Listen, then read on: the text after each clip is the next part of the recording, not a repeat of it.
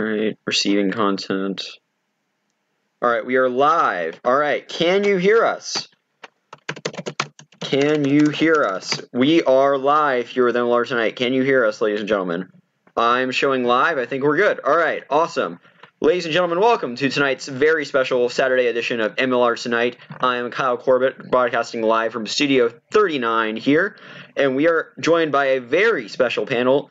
If you thought we were done talking about the Milwaukee Brewers a couple weeks ago, we are not done yet. In fact, we have two of them on air with us tonight to talk about Milwaukee, Miller Lite, and everything having to do with the Brewers. Mr. Dan Gerzone, the pitcher for the team, and their starting catcher, Mr. Spaghetti Hitchens. Gentlemen, how are you doing? Hello. What's up, guys? You all having a good afternoon today? Pleased to be here. It's been pretty good. How are you, Kyle? Doing pretty well. I'm just ready to talk about some big baseball. All right. If we're all ready, I guess we'll dive in as we have a live update to bring to you right now out of Comerica Park in Detroit. Boston, the probably the hot shot right now in the AL, out of nowhere winning 3 straight, has come to Detroit with a little bit of a low end of the roster as they're sending more of the guys to Eco. And Mr. Dan Gerzone, who is helping to ump that game, has a live result for us right here at Comerica Park. Dan, take it away. All right. Well, for those of you who aren't familiar, right now, the Red Sox have 2 outs, runners on the corners, and Chuck McCluster up. And McCluster,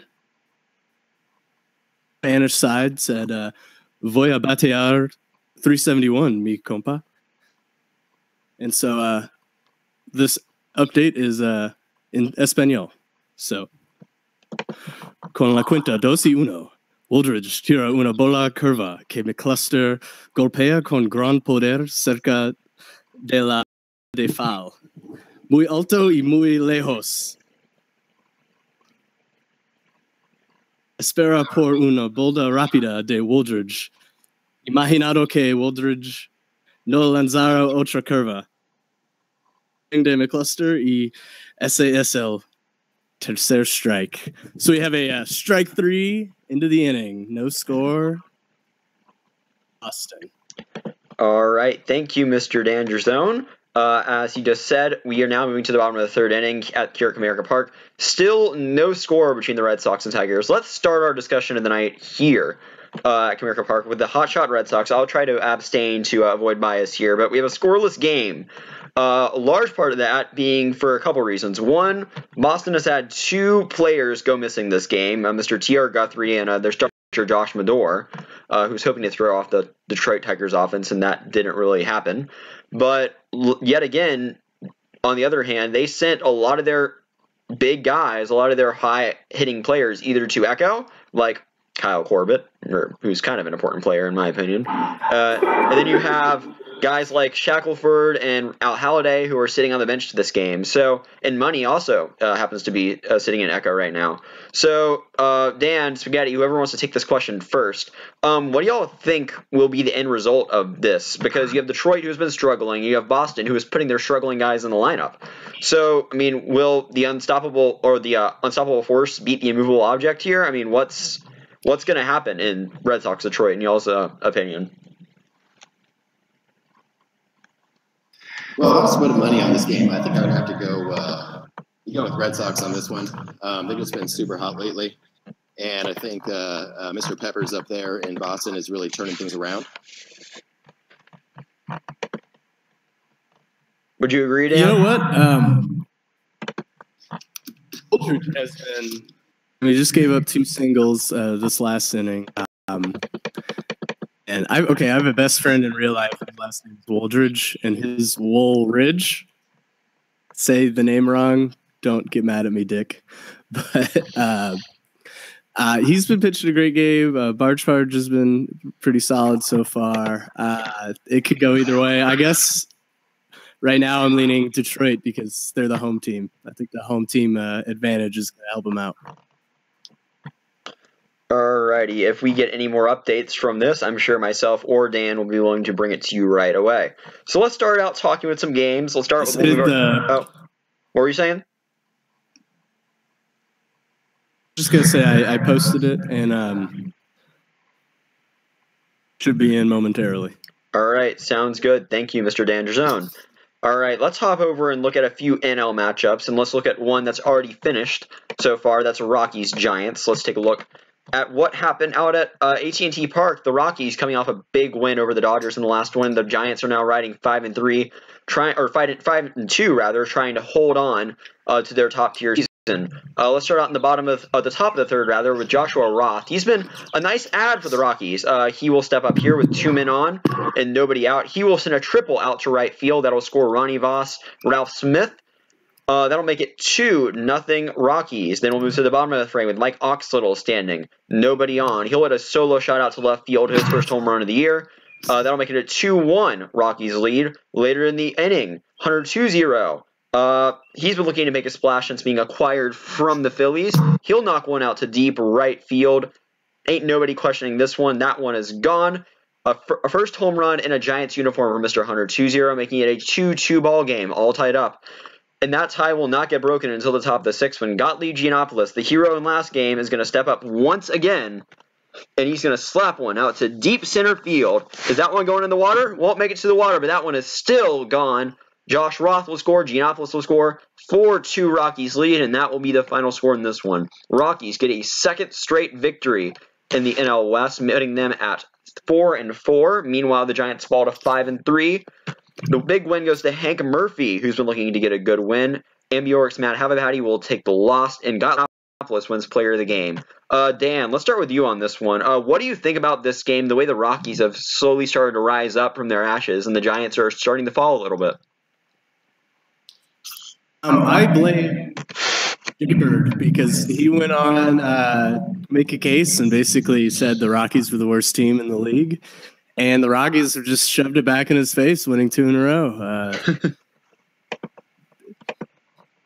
And then after they faced me, 3 pitchers just a little worse. So they hit him, whereas they couldn't hit me. You agree, Spaghetti?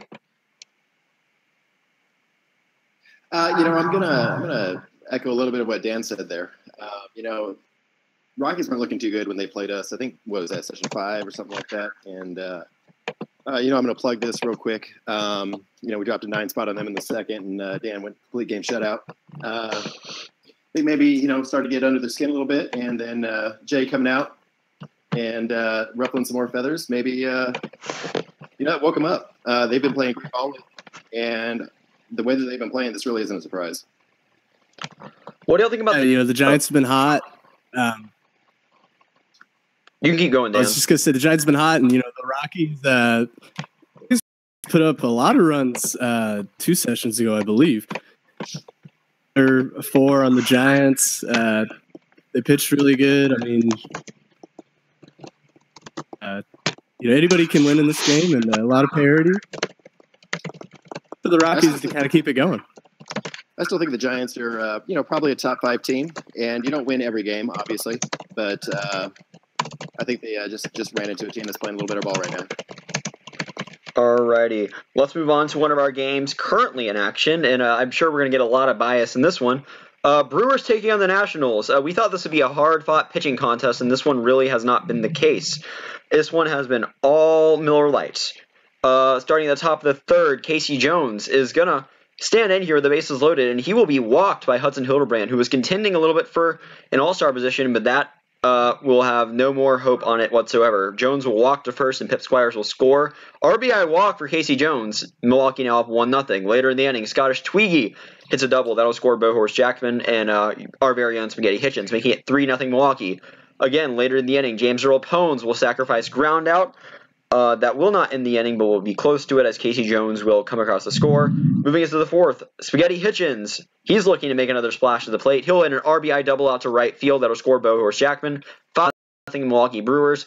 Dan Gerzone on the mound has had a great game. 5 strikeouts and no earned runs. Looking to lower that ERA once again. All right, give me your super biased opinion, Dan, on this game. I am in no way qualified or authorized to speak on behalf of the Milwaukee Brewers, but I had a goal for the team, and that was to knock Hudson Hildebrand out of the All-Star game conversation. and I think that we may have done that. Dan is, pitching on fire right now. He's bounced back from his previous outing, and he's pitching like we know Dan should. And you got to be confident anytime that you get Dan the 7-run lead that you're going to end up with a W.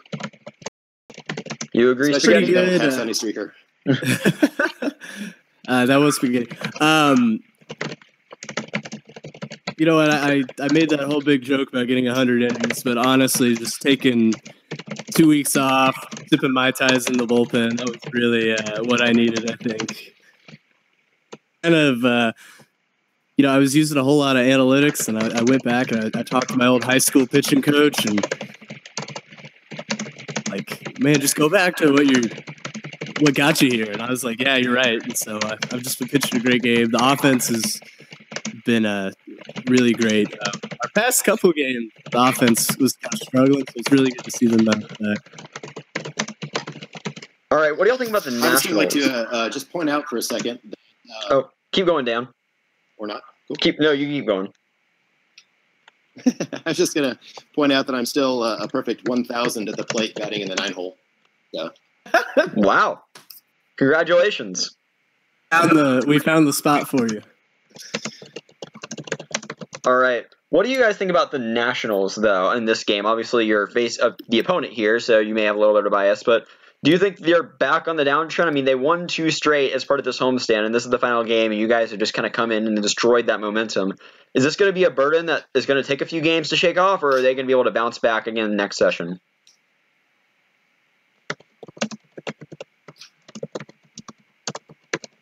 I didn't really catch that. Oh, sorry.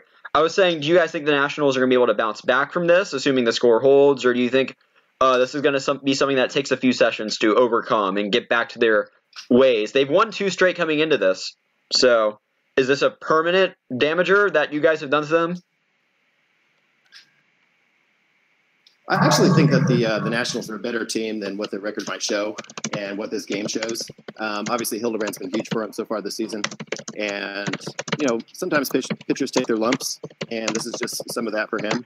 I think looking forward to the next couple sessions, especially getting a break after session 9, I think they're going to be a force in the second half. See, I'm kind of the opposite. I think they're playing right at the record. I think this is a huge hit to their momentum. See them making a push in the second half. I don't know. Alrighty. So let's move on to another one of our live games here, as the Philadelphia Phillies are headed out to St. Louis to take on the Cardinals. This one has been an interesting one.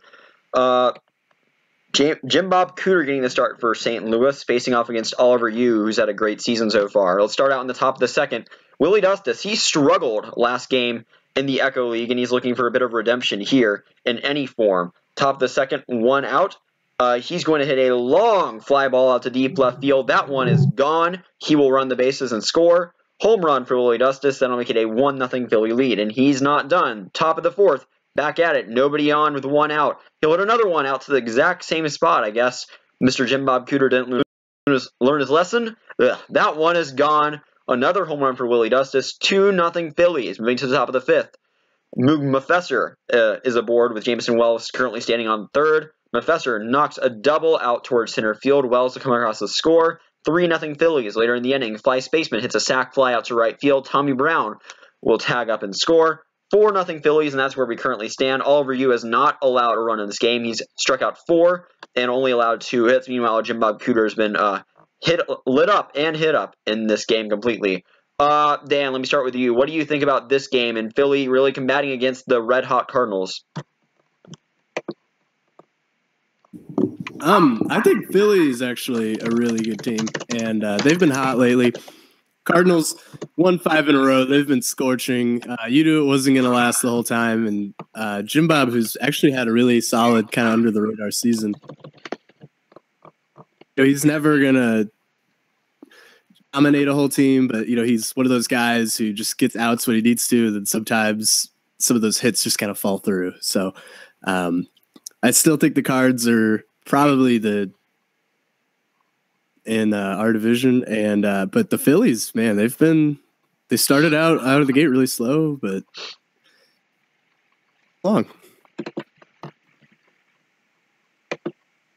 Yeah, and I wouldn't count the Cardinals out just yet. They've had, they've shown so far this season that they aren't scared of the late inning comeback. Black magic fuckery. Yeah, total magic going on down there. I don't know what's in the Bud Light, but it needs to be tested for peace. So use pitching lights out this game. Congratulations to Dustis. 2 home runs in a game is it's pretty impressive. Not quite as impressive as what somebody else did this session so far, but still a fantastic game. Look for. I would imagine the Cardinals are going to make a little bit of noise here in the 5th and 6th. It's just what they do. Sure, they'll score a couple runs and make it exciting. It's hard to really shut them out. Definitely. All right. We've got a live look-in to go and take a hit at really quickly. Let's head out to Dodger Stadium. Pirates are in town taking on the Dodgers. Ricky Tucker at the plate looking for his first career hit. One of just 2 Dodgers on the day without a hit in this slugfest. And what's going to happen here? He's going to take the first pitch. 1-0 ball. Tucker, he's got a walk in this one, so he's definitely been on the base pass, but he's definitely looking for a chance to shine here today for the Dodgers. Let's see what the 1-0 pitch is. Fastball mid-zone, and he's going to hit it. Oh, and that one's going between the gap again between Lummox and Logan. Cut grass moving over to third. He will stop. Charge moves to second. Tucker moves to first. Another single for the Dodgers. The 22nd hit of the game total. As the Dodgers now have the bases loaded and 1 out here in the bottom of the 5th. As that'll bring up Richard Furr again here. Again, what happened the last time bases were loaded for Richard Furr? He went yard with his first hit of the year. A grand slam back in the 2nd inning. Could he do it again here? Well, maybe not, as it appears Diligent Moose is coming out of the dugout and walking towards the mound as he's going to make a pitching change, or she, rather. Gray Oak is headed to the dugout. His day is done after 4 1/3 innings, 11 hits, 5 earned runs, 2 walks, and no strikeouts. Of course, he is responsible for all 3 runs currently on the base paths. Looks like she's going to make a call to the bullpen, as it looks like Bartholomew Crumblepuff will come out of the pen and pitch for the Pirates. This has been an interesting one so far. Let me just recap everything that's happened so far in this one. Brady McElroy got the start for the Dodgers. He was shaky in his last start against the Rockies. He's looking to rebound here against Pittsburgh. Top of the 1st, he would not get to rebound easily. Lance Lummox would hit a double out towards center field. That would score Jimmy Johns and Joey Bagpipes. 2-0 Pittsburgh right out of the gate. Later in the inning, Emmer Bach, who's holding on to the last glimpse of hope for the All-Star game, he's going to smack a 3-run homer out to deep left field. Gare Doctor, Lummox, and Bach would all score. 5-0 Pirates, as Bach's case for the All-Star game may have improved there, but of course he would later strike out, thus virtually ending his hopes. Moving to the bottom of the 2nd, as we previously discussed, Richard Furr knocks a deep grand slam out to right field. Cutgrass charge, Tucker and Furr all score. 5-4 Pittsburgh the new score. Moving to the top of the 3rd, Ross Jackson gets his first career hit with an RBI single out to right field. That scores Ashton Westenberg. 6-4 Pirates. Next inning, Joey Bagpipes hits a solo shot to deep center, making it 7-4. And then in the next inning, which is where we are now, Valentino Sanchez hit a solo home run out to left field that barely scrapes the wall. 7-5 Pirates, although Sanchez now becomes the lead leaguer in home runs with 5. So that's where we stand now. 7-5 Pirates with the bases loaded and Richard Furr about to swing. All right, Dan, let me get you first. What do you think about this major offensive matchup going on out in Dodger Stadium? Well, the Dodgers have just a very potent offense. They were really the only team to get to me, so they have my respect. The Pirates have proven all year long they're a major contender. So we knew there were going to be fireworks going into this game. Really, it's going to be the next hold the opponent scoreless for an inning is going to win. I mean, really.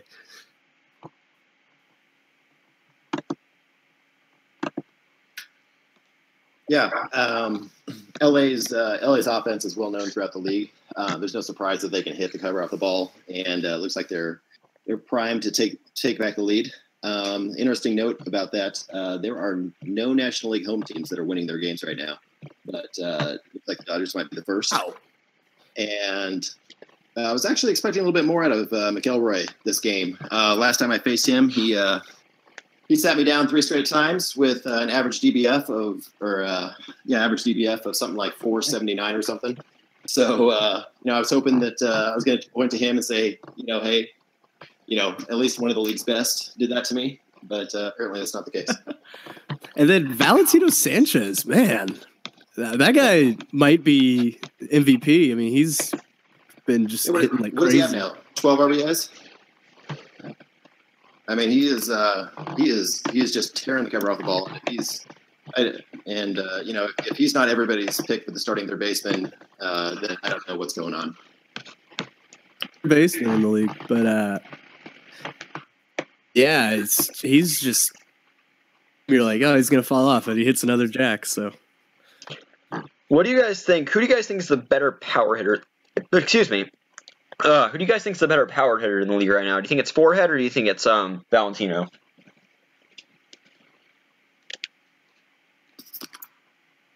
Valentino or who? Forehead Jones. I gotta go with Valentino. I do. Yeah, and nothing against Forehead. I mean, he's having an absolutely amazing season. But if I was to pick one of the two of them to build a team around, at this moment, it's probably Valentino. Alrighty, let's head over to Chase Field as we have another live look in. Seth Hansen at the plate for the San Diego Padres. They currently have a 4-2 lead over the Diamondbacks. Here, he's gonna pop one up pitch, and that's gonna go deep to center field. But it's not going to go very far, as Mr. Andrew Drexler will get under it very easily.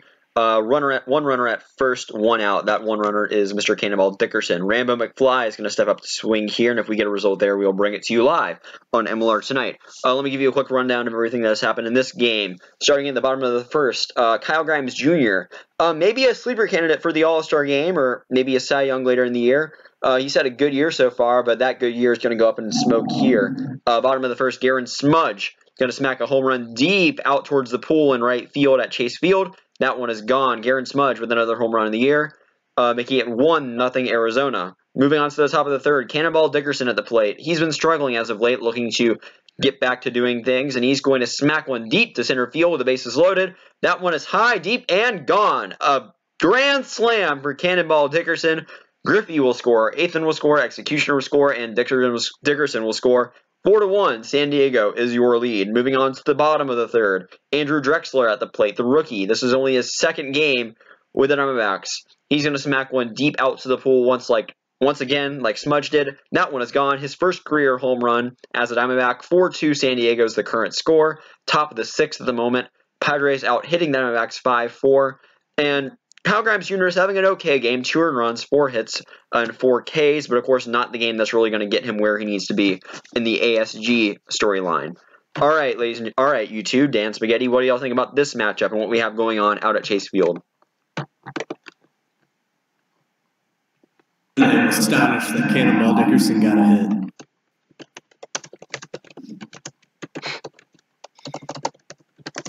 And I think you're on it there, Kyle. I think Grimes, or Grimy, as he liked to be called by his friends, I think that he is the sleeper candidate, maybe a little dark horse to come in here at the end and snatch up maybe the third NL pitcher. He's having a really good season, having another good game.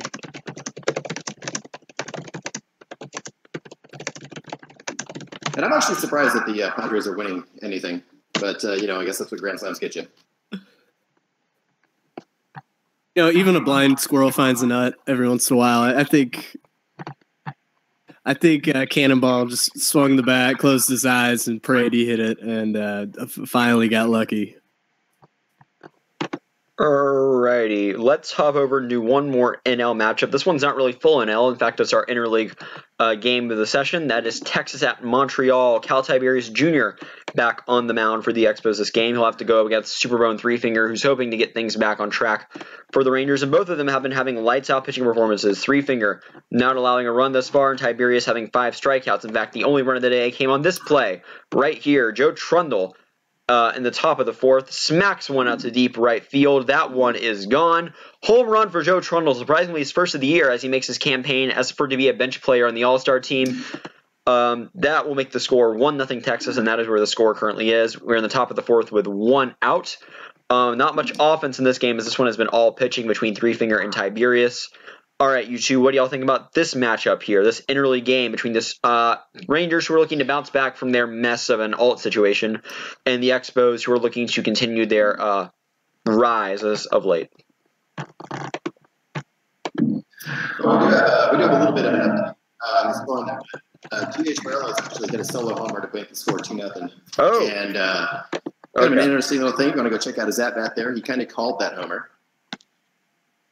So, and another thing there about the, Altgate 2.0 or whatever we're calling it now these days, is I think that the Rangers as a team really kind of handled that very well. I know it's, one of those things where you think you're going to get a perfect game, and the next thing you know, players are being suspended and tossed out. And I think the organization itself and the players, really handled that well. And, they should be commended for that. Yeah, I agree. I think all things considered, smoothly. Congrats to Morello with the 50 difference home run. Like, wow. Yeah, homer's a homer, man. That doesn't happen too often. Must have just barely gone over the fence. It probably bounced off Jose Canseco's head. Yeah, there you go. Before we inside the park, I don't know. Before we depart the NL, we have here it is. We have a quick little game update back out of Milwaukee and Washington. Hold on here. Let me get there. All right. Bam, Milwaukee, Washington. I am Organic up to the plate for the Brewers. He's going to stand there, and looks like William Hatchett's going to go throw 3 straight strikes, and Organic will look at all 3 of them. Strikeout for Organic. He'll head back to the dugout as William Hatchett gets his first career strikeout in Major League Reddit Ball. And actually, I forgot to correct myself earlier. The score is actually currently 7-0 Brewers after James Earl Pones smacked a home run out to deep right. So that was my error. Jingo Bajingo was up for the Brewers, right? The Poner. Yeah. Any well wishes for our good friend Jingo Bajingo?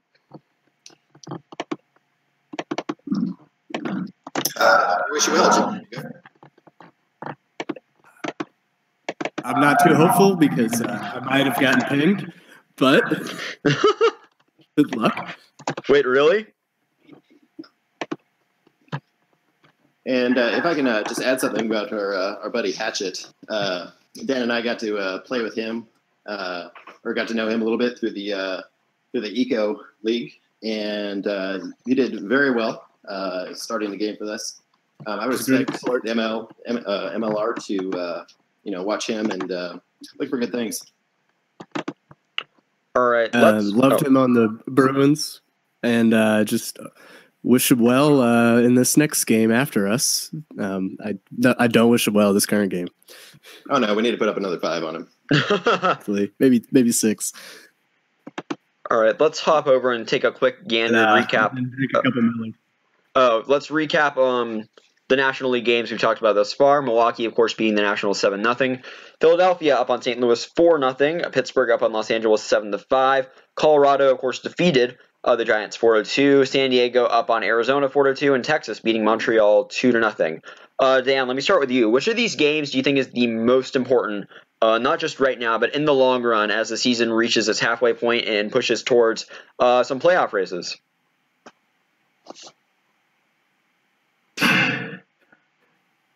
Those games, I definitely have my eye on Phillies. I think the winner of that game really.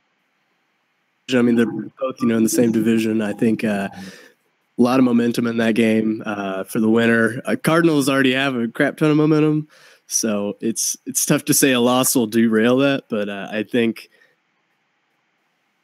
if the Phillies can pull through, that puts them at. We're looking to make a run for the division title, so that's the game I'm eyeing. Yeah, I think I pretty much have to echo that. The Cardinals are starting to believe that it's impossible for them to lose at this moment, and it's one of those things where five wins in a row can easily turn into 8, 9, 10 wins. a lock here would kind of keep the division tighter, help keep them running away with it. Phillies are playing great baseball, and another win will just boost their confidence and really tighten up everything, as I just said. The other game is the Rockies and Giants, obviously in a West matchup. Rockies, I believe, moved within a game of the Giants for first place now. If my math is correct, it probably isn't, but that was a huge win for the Rockies. I'm just checking here. Yeah, you are correct. Yes, the Rockies now move within a game of the Giants, and of course that's pending. The Padres will likely, if they hang on, that'll move them to 4-4, so they will also be within a game. And if the Dodgers are to come back, that would put them within a game as well. So eventually up to 3 teams all now within a game of the Giants, and the Rockies now are one of them, thanks to their great performance. Let's hop over to let's talk American League now. I know you Miller Lite fans don't like to do that, but we're going to talk some American League, and let's start with, we thought Pittsburgh LA was a powerhouse. Here's a completed game that certainly was much more of an offensive powerhouse than anybody was expecting. Blue Jays and Twins. We thought this was going to be a pitching matchup for centuries, as Ryan Gosling faced off against Daniel Collins, a hotshot rookie, against the veined veteran, and this was all offense. Let's try to make our way through this recap.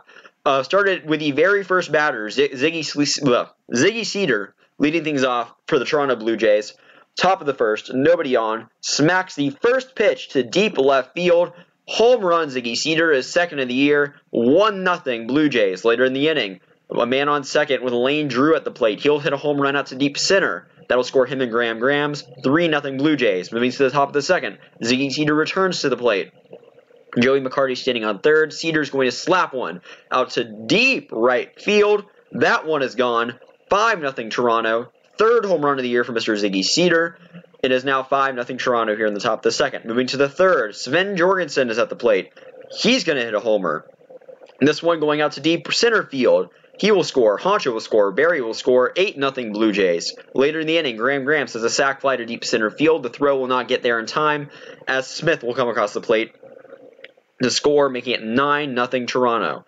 Let's go to the bottom of the fourth here. Let's see if Minnesota can do something, now facing a 9-run deficit. Well, Johnny Hopkins will try to, as the potential all-star hits one to deep right center field. Him and Daz Reference will score. 9-2 Blue Jays, current score. Later in the inning, C.W. Mitchell will hit a sac fly out to deep center. That will score Lefty Lewis. 9-3 Toronto is what the current score is. That'll be before the bottom of the fifth, where Geraldo McKenzie will hit a home run out to deep left field. 9-4 Blue Jays. Later in the inning, Pete Wheeler at the plate. He'll hit his second home run of the year out to deep left center field. That'll score him and Hopkins. 9-6 Toronto.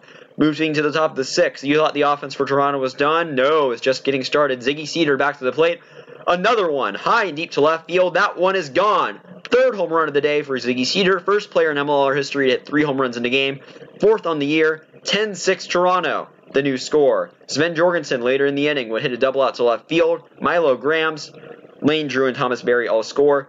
13-6 Toronto, and that will be the final score.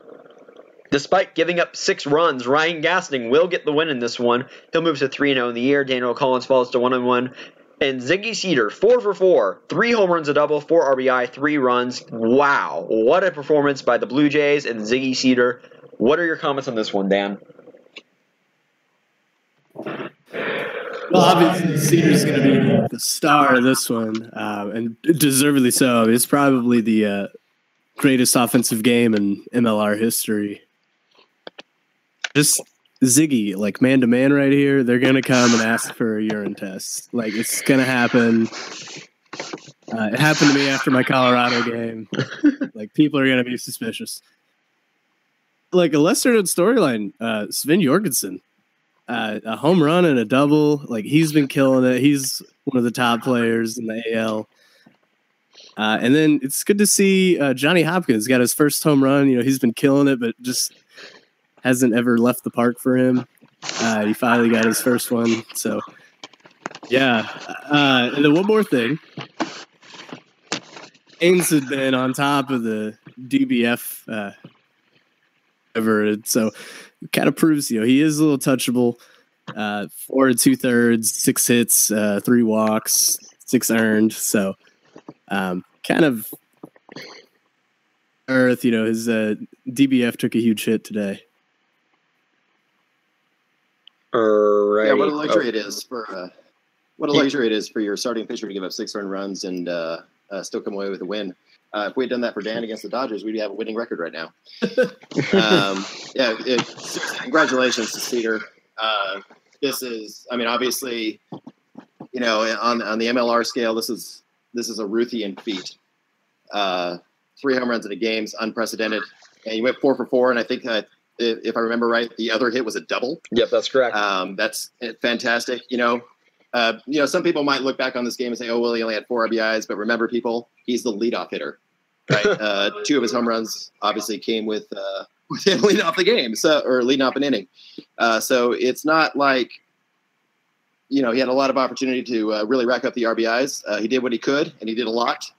And I think this game all the way around really might change some All-Star voting, because you know, some people talking about Hopkins not having any power. Well, he just hit a 2-run homer. If you look at Cedar, you look at his stats on the sheet. You know, this game seriously changes that conversation.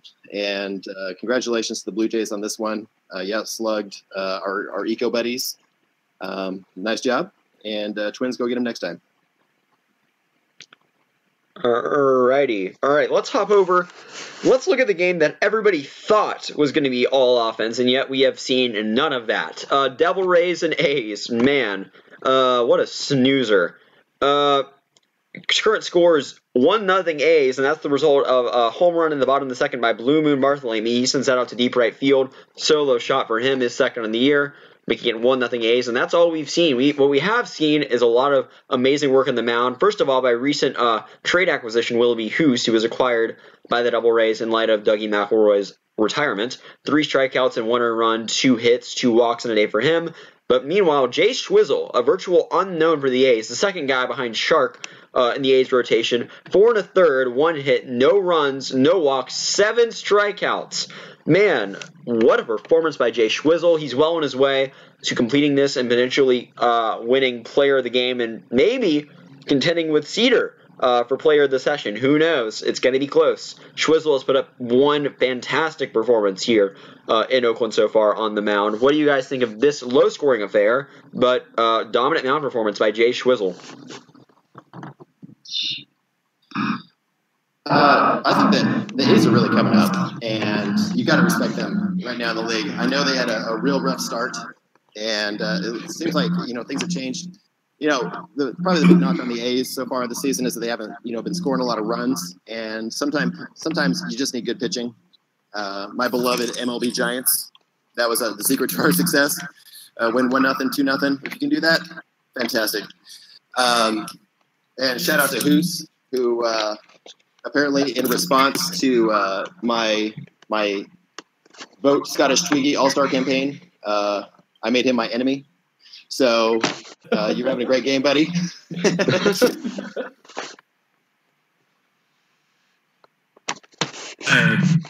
Scottish Twiggy is the best shortstop in the league at me. He should be an all-star. But yeah, great performance so far. Willoughby Hoos, you know, you can't replace a guy like Dougie McElroy, but I think Hoos is close. He had 3 really great games to start the year, and then kind of got hit a little. So I think a change of scenery is going to do him good. Tampa Bay, they're a lot of fun down there. Might reinvigorate him. Done. Just knowing the way things work, I would be surprised if this ended up like a 6-5 game or something like that. So, alrighty. Let's take a look at a game featuring Hoos's former team, the Houston Astros, who have really rebuilt their team completely, almost a virtually new lineup today for the Houston Astros, and this one has definitely had its fair share of offense. Let's start here in the top of the first with Miwa Langley smacking one up to deep center field, his second home run as a Mariner in his short tenure with the team, making it 1-0 Seattle. Moving now to the bottom of the second, Autumn Halladay hasn't gotten to the start the year she wanted, but she will hit an RBI single out to deep right field on the ground. That'll be in time for McGiles and Ariana to both score. 2-0 Astros, the new score. Later in the inning, Bear Thomas at the plate. He'll hit an RBI single. His first hit of his career. Peter Peckershine will come across and score. 3-1 Astros, the new score. Later in the inning, Derek Bongiovanni is looking to get hot. He hits one out to deep right field. That one is gone. Halladay, Thomas, and Bongiovanni all score. 6-1 Astros. Later in the inning, the offense isn't done. Dakota, Carolina, Montana, the virtual lock for starting at first base in the AL All-Star side of the All-Star game. He hits one out to deep left field. That one is gone. 7-1 Astros in the second. Moving out to the top of the third, Mua Langley back at the plate. He'll hit another one out to deep right field. That one is gone. 2-run home run as him and Pickle will both score. Third home run of the year from Mua Langley. 7-3 Astros, the current score, as we are sitting in the bottom of the third inning with Houston at the plate. Buck cheeks just while we are waiting on that result. Not a great day for Frankie Sticky Fingers. 7 earned runs, 8 hits, a walk, and a strikeout. Pretty good day if you're Focus Balfour in your debut. 3 earned runs, 3 hits, 2 strikeouts, just 1 walk through 3 innings. What do you guys think about this matchup, which has seen Houston really finally start to hit, which we have not seen in quite a while?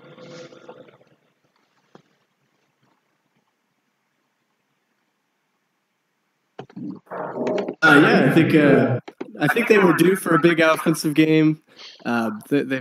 Houston's been kind of struggling offensively, and so it's good to see. I just want to say their 2 trade acquisitions, Ariana and Peckershine, both singled in their first at bats, both scored runs. So it looks like it's working out for both teams so far. A lot could change, but I'm going to get slugfest the rest of the way. I think Seattle's going to score more runs, and I think Houston's got to score a few more insurance runs. I wouldn't feel safe with a 4-run lead. So, yeah, well, obviously Langley's had a monster game so far, and he still has a chance to tie what Cedar did. I think that Kevin Ariana is going to actually be huge for the Astros. Forever Brewer, Kevin Ariana. Sometimes just a change of scenery, things turn around, and it sure looks like that Houston, the bats have woken up quite a bit in this game. And I would like to note that the Mariners pitcher in this game, Sticky Fingers, if you're going to name yourself Sticky Fingers, which is a fantastic pitcher's name, by the way, if you're going to be Sticky Fingers, you need to put a little more stuff on the ball, because 700 runs isn't going to get it done. Alrighty.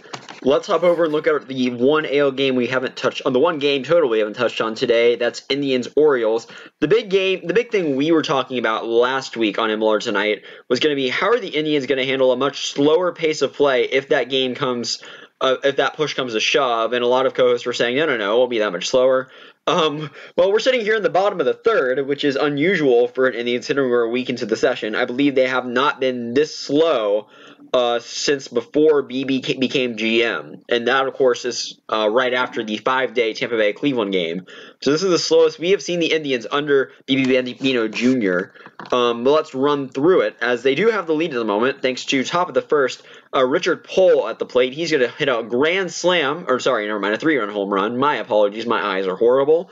3-run home run out to deep right field. That one is gone. His first home run of the year. And as an Indian, Austin Schwartz will score. Rohei Brotani will score. 3-0 Indians, the current score. Moving to the bottom of the inning, Indy Sane at the plate. After a little bit of a wrestle with the ump, Woj got into his face a bit. He's going to smack one out to deep right field out of spite. 3-1 the new score after Indy Sane gets his first home run of the year. Next inning, bottom of the second, Chipper Dipper, usually a pitcher, but he's DHing now, at the plate. He's going to go yard. Deep center field, that one is gone. He will score. Bernie Petrel will score. 3-3 is now the current score until Mr. Richard Pohl returns to the plate later in the third. My apologies, top of the third. He will stand in, and bam, that one is gone. Second home run of the day for Mr. Richard Pohl. Second home run of the year. Second home run as an Indian. 4-3, the Indians lead as we currently stand in bottom of the third inning. 1 out, bases empty. We're in the Sane, waiting on the swing result now after he swung at 896. What do you guys think about this game we have here going on at Camden Yards?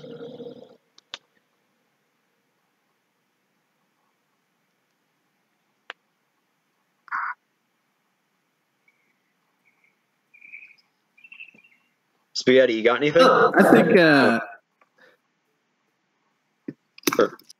Whoever wants to go first. I'll start. I think the Indians are one of the better teams in the league, and I think that they were going to come back. You weren't going to keep that offense down too long. I know they got no hit, so, but I think they're a good team. I think people can learn to be patient. Sometimes slow games happen. They just do. Maybe you have Dan Gerzone who's not used to being, in the bullpen and getting a little too drunk and then naked, drunken marching across the field. You can't tackle him because he's one of the players, right? So you just watch the spectacle and let it happen. So sometimes slow games do happen. The pace of play really has picked up, and I think it's picked up a lot across all of the MLR. So I don't think people could be too upset about that. Cleveland, I hope you appreciate Big Tuna because that man takes a beating for you guys. Get him some runs. Seriously. I know you're winning right now, but he deserves all the runs that you guys can give him. And then another thing, this game, I think all the runs are on home runs. You haven't seen any small ball. You haven't seen any like steals leading to runs or anything. So, if that's going to continue, if it's going to be a who can hit the ball the farthest race, or if you maybe see a bunt later in the game or something like that. Alrighty. Let's take one last gander at the American League games as a whole. Toronto, of course, currently beating Minnesota. They finished off Minnesota 13-6. Tampa Bay currently losing 1-0 to Oakland. Houston is up on Seattle. I need to fix that typo really fast. Houston is up on Seattle 7-3. Boston and Detroit are scoreless, and Cleveland is up in Baltimore 4-3. Once again, which of you guys think this is the most important game here out of these five in regards to the AL race coming up? That'll soon be coming up as we move past the All-Star game towards the deadline and the end of Season 2.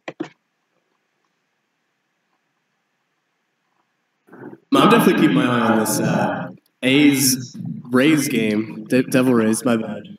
Apologies. Because the Devil Rays, they lose. They're second in the division behind the Blue Jays, who are just steamrolling people right now. And that would be their second loss in a row. Don't want to lose too much momentum. And you lost a guy like Dougie McElroy. So I think you really got to win this, keep the momentum going, say that last loss was a fluke. We're better than that. And then the A's, if they hold on to win, they're one of the hotter teams in the league too. So, because I think they've won, 3 in a row? Yep, that would be 3 in a row. It'd be 4 in a row if they win this one. If they hold on, you're looking at the A's, just their hair on fire. Yeah, I don't know if I can pick just one game again. I know the question was for one, but I mean the Jays and Twins game. You have a matchup of what many people think is probably maybe the two best teams in the AL. No disrespect, Devil Rays. And Toronto just handed it to Minnesota. I think a lot of maybe some questions have been answered there. Who knows? We might see that in maybe an American League Championship Series. And then, of course, the other one is the Devil Rays and the A's. The A's are the girl on fire, right? So, they should keep staying. If they take down, what many people would contend to be the best team in the American League, then they've certainly earned their place. And getting back to 500 ball from being 0-4 is nothing to be disregarded. Alrighty. It's time to go over, since we have no live updates, let's go ahead and talk about the thing that everybody has been wanting to hear tonight. That is, we have an All-Star Game voting update for you all, straight from the Office of the Commissioner. Thank you to Timothy Popsmoyer for getting this information to me earlier today. We have an update for all of you. As of right now, these are the current vote results. As of this very second, these are the current vote results and who would make the All-Star team as of right now. Dan Spaghetti, are you ready to see this list? I'm ready. Suck it to me. Alrighty. let's take a look. I'm going to go ahead and put all of the lineups, both NL and AL, on the screen. I'm just going to read through all of them right now, and then we'll go ahead and divvy up the discussion. All right, let's do this. First up, the AL at the moment. The catcher for the AL team is currently Grim Karp, leading that one at the Tampa Bay Devil Rays. Dakota Carolina Montana is leading the voting at first base for the Houston Astros. Tampa Bay's J.D. De Los Rosas is leading at second base. Sven Jorgensen, the Blue Jays' third baseman, is leading at third base. Durkish O'Leary is the lead vote getter at shortstop. The lead outfield vote getter is Tampa Bay's Baseballing McBaseball Face, followed by Houston's Peter Peckersheim and Detroit's Morris Durant.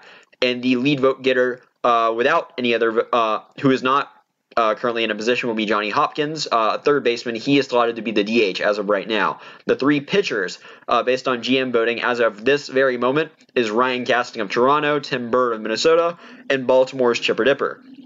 Meanwhile, on the NL side, the catcher as of right now is San Francisco's Pico Andropov. The first baseman is San Diego's Forehead Jones. Second baseman is Montreal's Zachary Benz. Third baseman is Los Angeles' Valentino Sanchez. The shortstop, it's Pittsburgh's Lance Lumix. In the outfield, Billy Cutgrass currently leads the voting for the Dodgers. Second place is another Dodger, Scotty Smalls. And the third outfielder is Pittsburgh's Ashton Westenberg.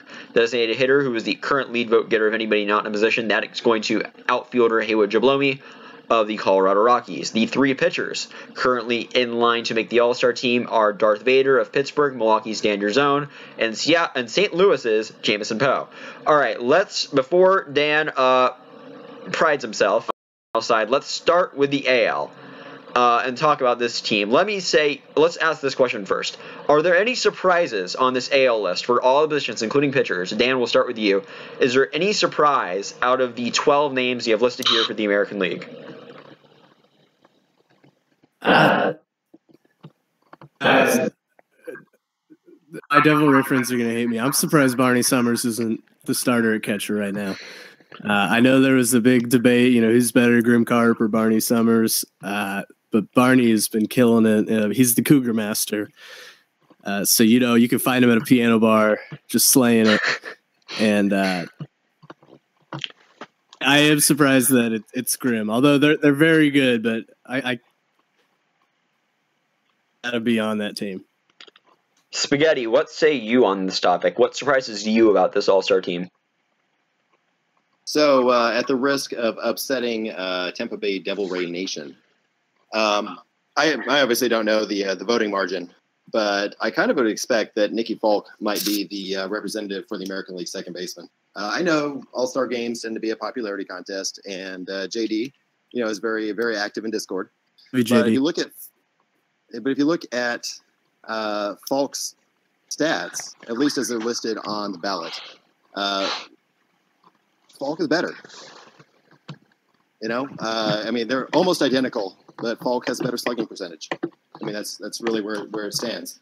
So I don't know how close that race is. I hope if Falk's in second, Falk's a very close second.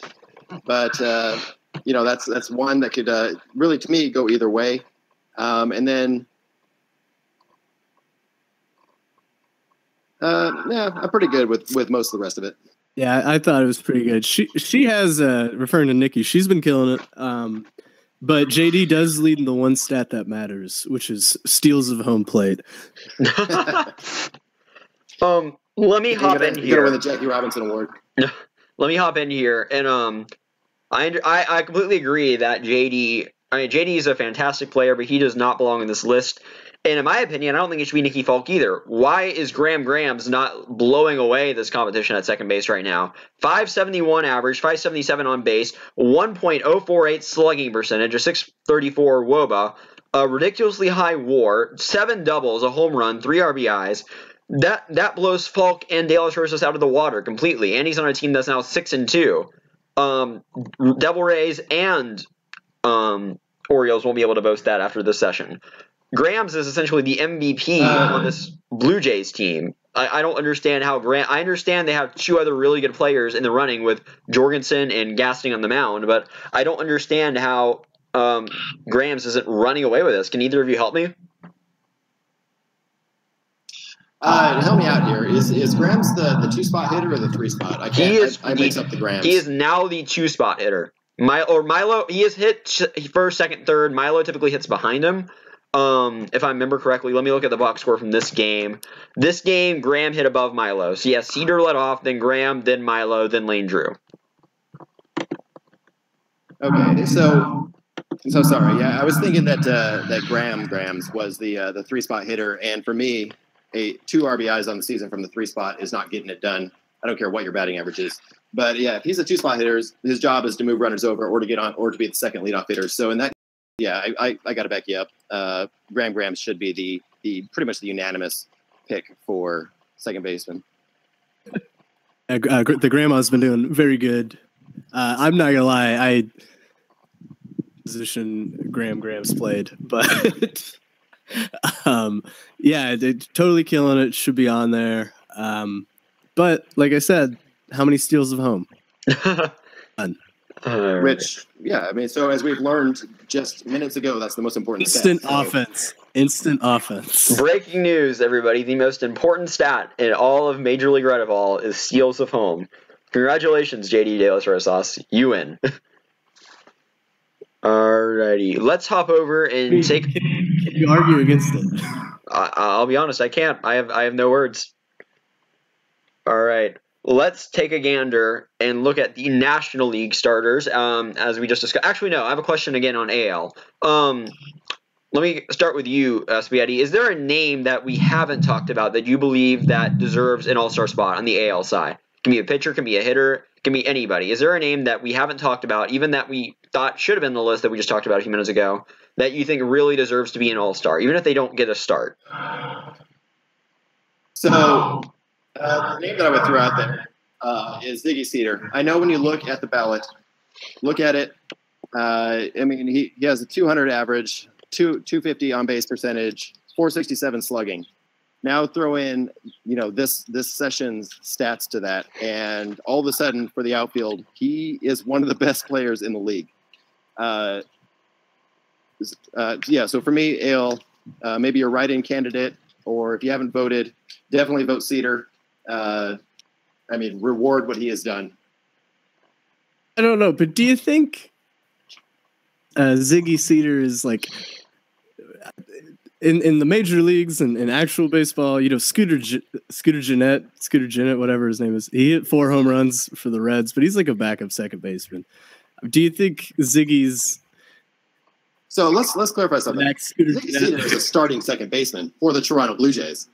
He is not a backup second baseman. Okay, but the parallel was, do you think this is just a flash in the pan? And he's obviously had the best game he's ever going to have. I mean, how? Well, we don't know that. That's the glory. Is he going to get 4 home runs? Well, I mean, maybe he'll go, hit another 3 home runs and go 5 for 5, right? No, I mean, for anybody that hasn't voted, if you're somebody that, just looks at the stats on the roster, Session 9, when the ballot's updated, Ziggy Cedar is going to be out there. You have some votes to Ziggy Cedar. No, I want to see what he does next game before I vote. I think one good game shouldn't. Well, and what's missing from the ballot is, how many of these guys have stats that just one good game really inflated all those stats, right? And so, probably most of them. Probably most of them. In such a short season in terms of games played, you have 4 RBIs, and all of a sudden, you're looking pretty good. Well, Dan, who do you I'm think? a skeptic. Dan, who do you think is the guy? Who is your Ziggy Cedar? Who's the guy that you believe hasn't been really given a whole lot of attention, but really deserves to be on this list? Again, AL or league wide? AL. American League. Just in the American League? Yeah, American League. I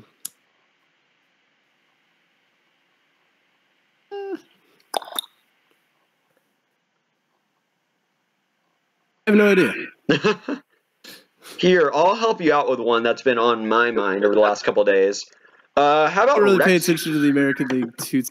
Fair enough. I don't. I'm in the American League and I don't even pay attention to us. But I will raise you one Rex Kadobi for maybe a better Seattle nominee than Durgesh O'Leary. 529 average, 550 on base, 647 slugging. Obviously, that could use some work. But he's been hitting out of the leadoff spot, and he's got 6 runs, has 3 RBIs, so that's pretty impressive. 2 walks. The numbers look good. Obviously, he hasn't produced a whole lot like Peckershine has in a small sample size. But even you could probably argue that McBaseball Face may not even deserve a spot over some other people that have been raised by. Obviously, Jameson Poe came on here last week and talked about how he didn't even think McBaseball Face deserved to be one of the 3 in a close battle. So, I mean, would you argue that Kadobi is better than any one of these 3? Maybe even better than Johnny Hopkins at that DH spot? Kadobi's been great. I think he was hitting like 550 or something like that. Number out of my 529, yeah. He's been great. He actually was the only hit in the in Tim Burr's one hitter. So he's been really solid. And but I honestly, I don't stay up too late, so I don't get to see those West Coast games too much. And to help you out based on what you said earlier in the broadcast there, Dan, Barney Summers is your man. Yeah, I already said that. So I look like an idiot, and I already said that. It's all right. I answered your question 15 minutes ago, but I think Barney Summers should be on there. Alrighty. I mean, hitting 667. I don't care if you're in softball. 667 is still pretty impressive. All right. If you put him starting catcher, if you put him DH or first base or whatever his secondary is, he's got to be on there. Let's hop over and take a gander at Dan's favorite league, the National League, and let's look at these guys again. Of course, Andropov, Jones, Ben Sanchez, Lumix, Cutgrass, Smalls, Westenberg, Jablomi, Vader, Gerzone, and Poe are your 12 right now that would be getting onto the All-Star team. Dan, I'll start with you on this one. Which of these names surprises you the most?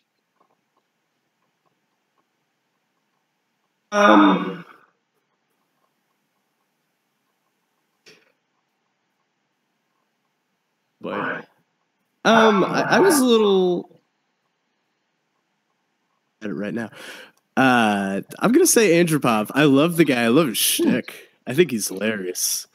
But I don't know his stats. I didn't know he was starting catcher material. This is gonna be on a billboard somewhere. I know it. But Gerzone hates Peacock Andropov. But without looking at the stats, that's kind of the name that I was like, oh, hey, is he been killing it this year? So, just to give you an update on St. Louis, I think that one kind of surprised me a little too, because there's a lot of great pitchers in the National League. And Poe kind of came on session 5, so he hasn't really been in the league too long. Being the third pitcher, that was a little surprising to me. All right, let me hop in here before I go to Spaghetti and let him answer. And let me just answer that question Dan brought up about Peacock. 500 batting average, 550 on base, 944 slugging, a triple, home run, 3 doubles, 3 RBIs, and 6 runs on the year.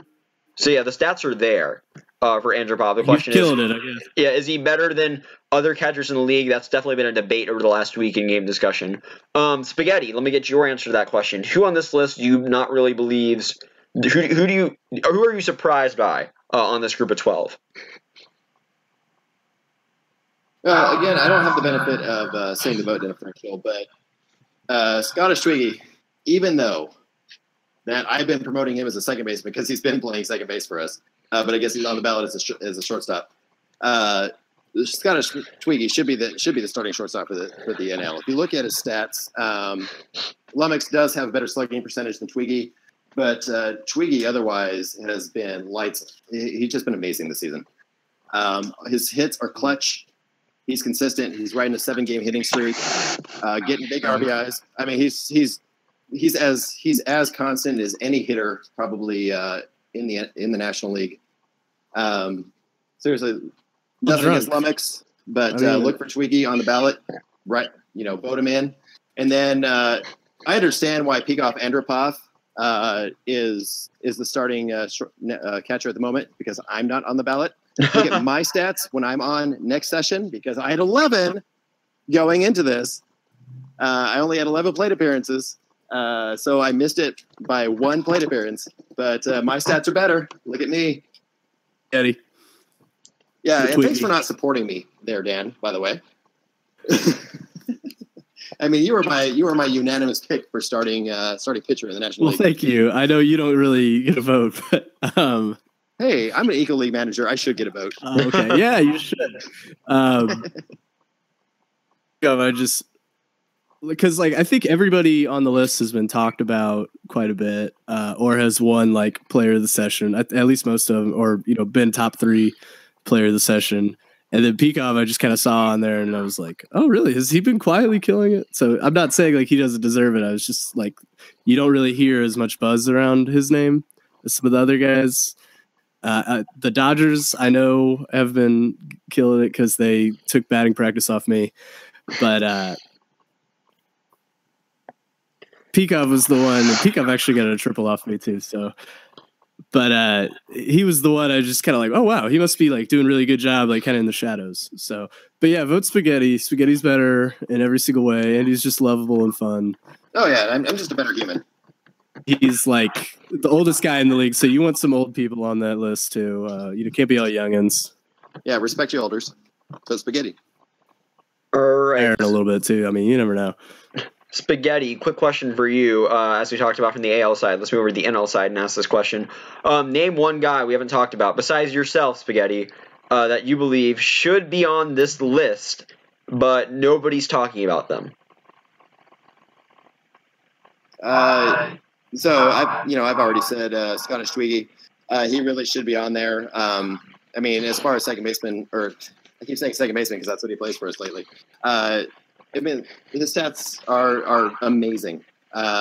He should be on that list, absolutely. I'm not going to beat a dead horse, even though I have one in the backyard, and after this, I'm going to go beat it. So, on to you, Dan. I think Andrew Peters needs to be one of the pitchers.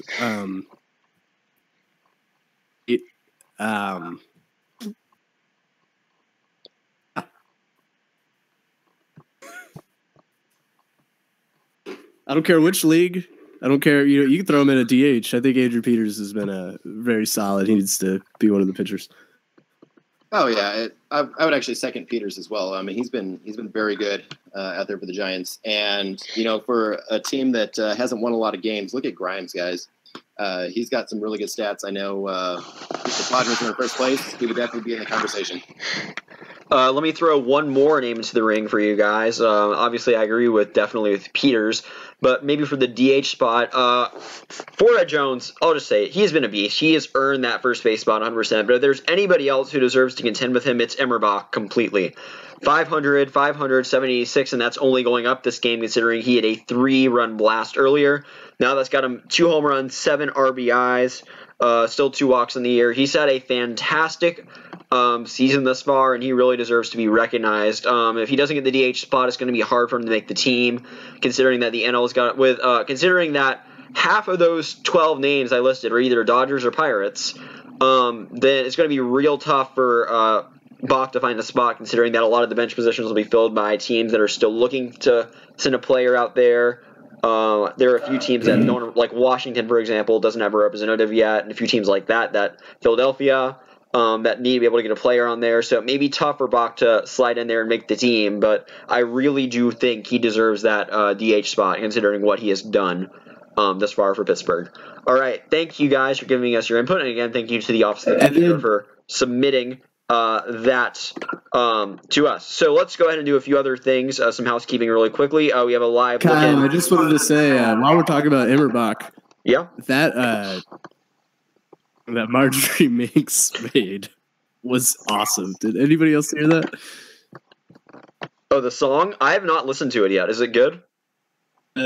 Emmerbach hit a 3-run dong. It is phenomenal. It should climb the charts. I hate the Pirates with a passion, and it was the best thing I've heard in weeks. So, what is the better song? One of the oldest guys in... What is the better song? The Milo Graham's "Guess Who's Back" or that song by Marjorie Minx? This song by Marjorie Minx is original. It's not like a sample. just rapping over something that's already been done. It's original, and it bangs. It goes hard, and groove to it. I'd listen to it in the car just driving to work. Just windows down, cans of Miller Lite on the floorboard. Just I would listen to it as one of the oldest guys in the league. I hate all new music. Sound like marbles in their mouth, but Ilo Grimswood was just it was fun to laugh at, but it wasn't like as listenable as the Immer Bach song. All right, Marjorie Minx.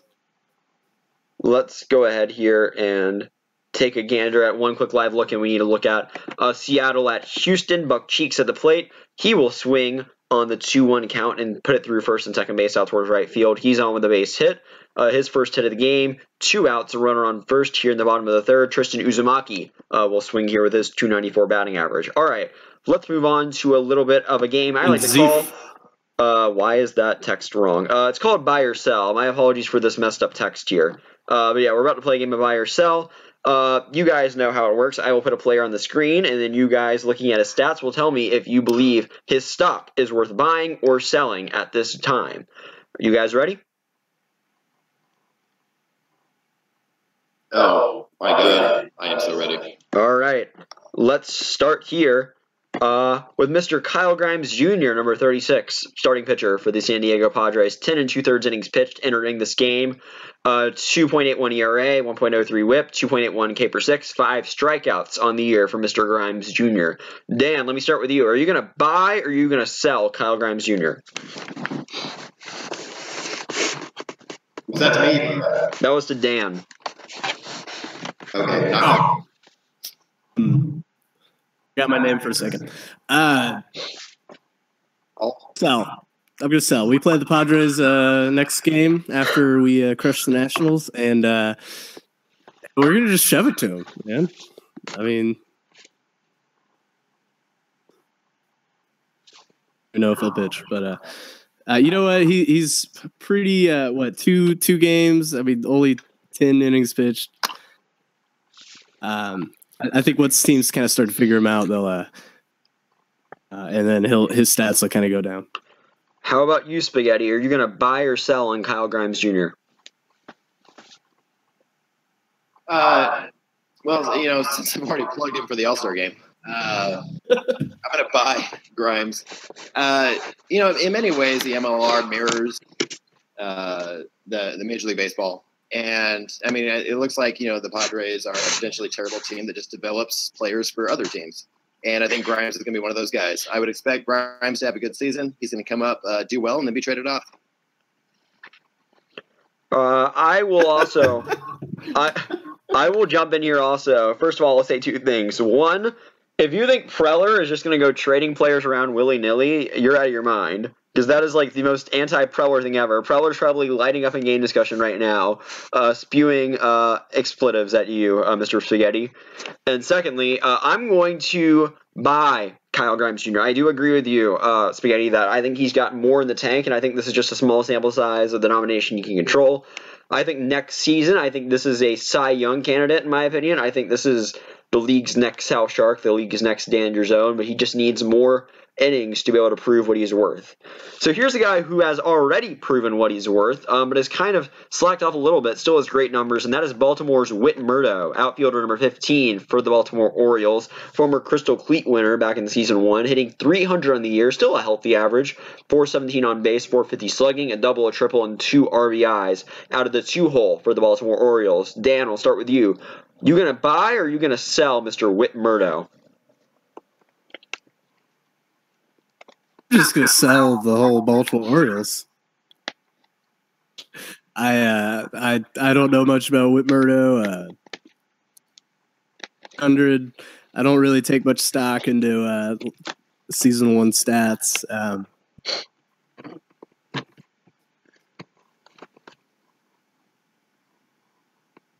All right. I'm basically going to go with Dan on this one. Sell all of the Orioles, move them to Kansas City, or some other deserving team. Maybe we can have the Colt 45s. That'd be great. Ooh, that'd be good. So many teams are gonna hate me after this. I hope nobody listens. I'm gonna get so many DMs like, "Fuck you, Dan." Nobody DMs me, so I'm not scared. Meerkat is probably squirming right now. Like, I hate you. Meerkat, you can hate me all you want, but I am too going to sell. I don't think he's going to live up to what he did last year, and I think that batting average is going to continue to drop for Whit Murdo. I don't think his spot in the lineup is going to hold up much longer either, with new guys like Romero and Fully Loaded coming into the team. I think Baltimore's on the rise, but I think Murdo is not.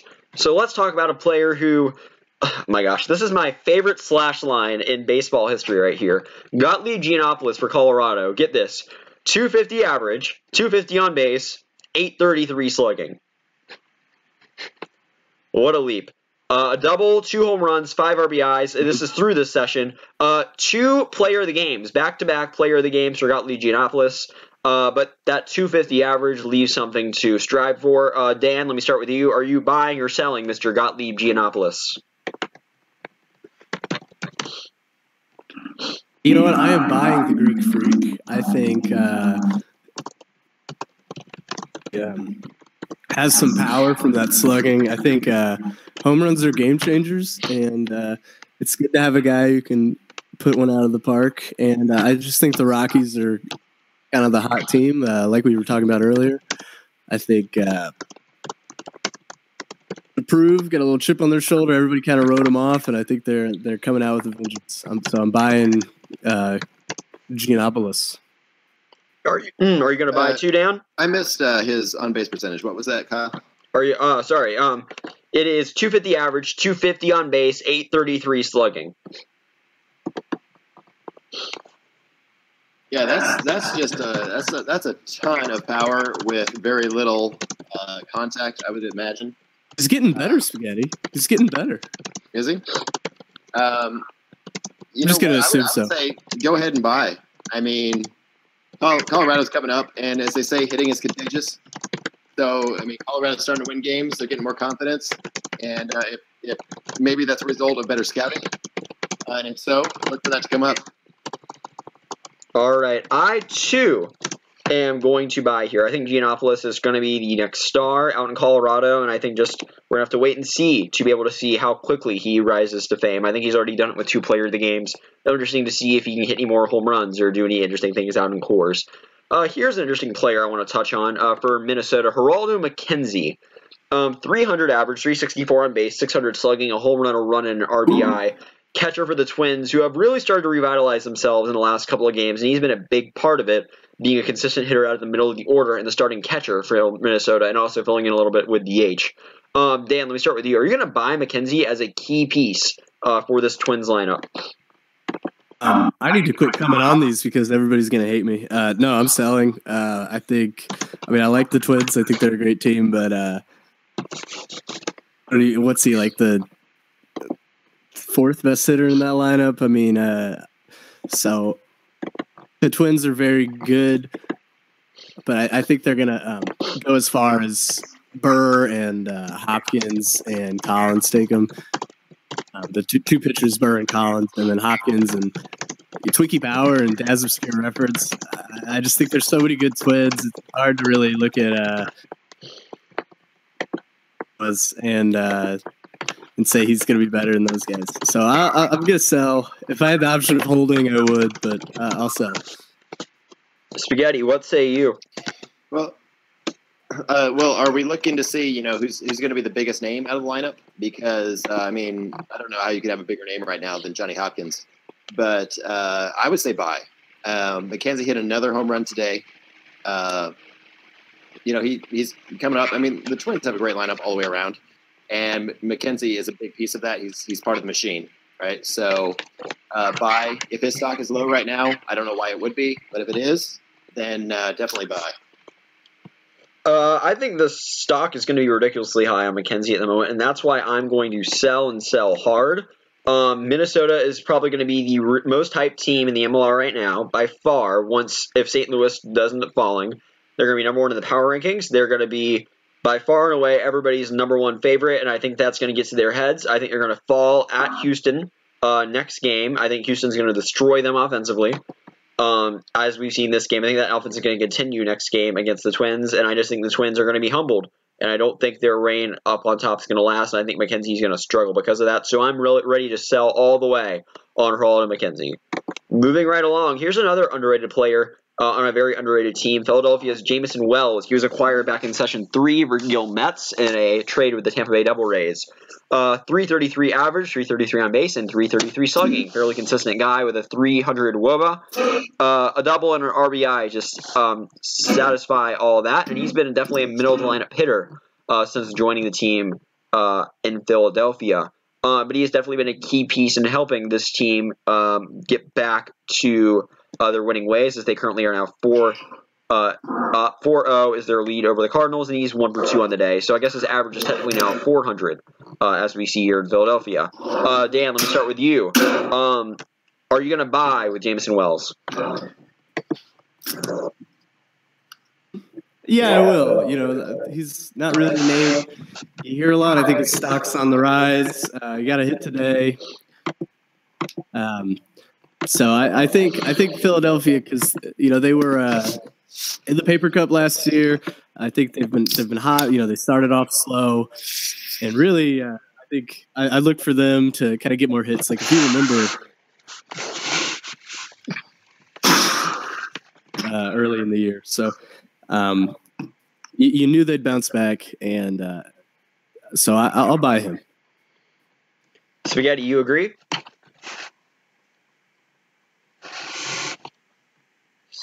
Can you read me his line again? Sure. 1 second. 333, 333, and 333. All 333. And a 300 WOBA. I've got to sell that. I mean, if he's a middle of the order hitter, you got to be producing a little bit more than that. I mean, unless he comes up with the bases loaded and hits singles every single time, you got to sell. I'm going to buy, believe it or not. I'm going to take my risk, and I'm going to put my money in Jamison Wells.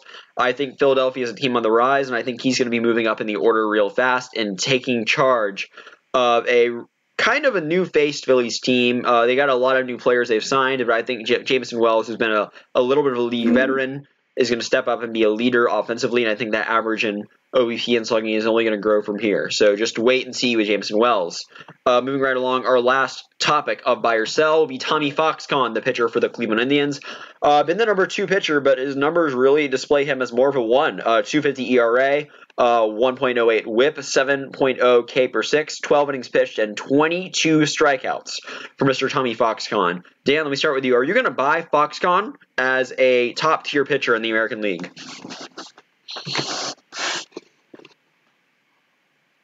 I'm buying Foxconn. Got a great whip at 1.08, great K per 6, and his ERA, 2.5. That's pretty solid ERA. Because when you think Cleveland, you think Big Tuta, but I mean Foxconn is right there, putting up great numbers. So I'm buying. Spaghetti, how about you?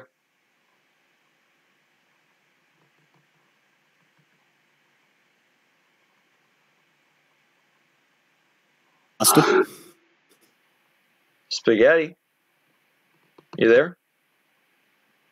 Sorry, the mute button eluded me. So I'm going to buy on Tommy Foxconn. I know at the moment, he only has 12 innings pitched, and so for pitchers, you wonder how much of that is just not having scouting reports available on them. But those numbers are solid, and if I was the GM for the Indians, then go ahead and keep pitching and keep throwing them out there. And if I'm you out there and in our listenership, then go ahead and buy on Foxconn. The man has incredible K to BB percentage. 14 Ks, only 1 walk. I mean, he hits, but he's pretty pinpoint with his command. Doesn't walk a lot of guys, and I like that in a pitcher. Alrighty, I am actually going to take a risk here. I'm going to sell on Tommy Foxconn. And the reason why is I don't like the sample size. Only 12 innings pitched. I don't think we've seen enough out of Foxconn to really garner whether or not he's going to be good. We see guys like Tiberius and Hoos and even you, Gerzone, pitch well for a couple of sessions, and then wham, they just get beat up because everybody's able to scout them a lot better and they can figure it out. We saw it with Colin Copper as well. I don't think Foxconn, I don't think that 250 is going to sustain. It's definitely too low. I don't think he's a Grimes guy where he's just going to ride the middle of the road. I think that's going to rise a ton. And I think that's going to not be good for the Indians, and I think that pitching is just not going to be sound there. Moving on, first of all, thank you guys for a good round of buy or sell. That was a nice run. You. I've only had one bad game and 5 really solid games. So wow. You can don't you dare talk shit about my battery bank. Wow, aren't you better? aren't you special? So let's hop in and look at a live looking really quickly. Narrative of me just losing my touch and getting rocked. I mean, I had one bad game against the Dodgers, sat off 2 weeks, iced my shoulder, and now I'm back. I'm fucking lighting it up. Fair enough. Let's take a quick live look in here at Busch Stadium, Phillies and Cardinals. Zach Anderson, he's had a hot start to his Phillies career. He's at the plate with runners on first and second and 1 out. Anderson is waiting here for a good pitch. First pitch will be a ball. While we're waiting here, what do you guys think about Zach Anderson? Dan, have any opinions on the guy? Again, you start. Way to spring that on me. Hold on one second. I need to go check some mirror stats. While he's checking mirror stats, Porn's going to throw a sinker inside. Now a 1-1 pitch. Count for Mr. Zach Anderson.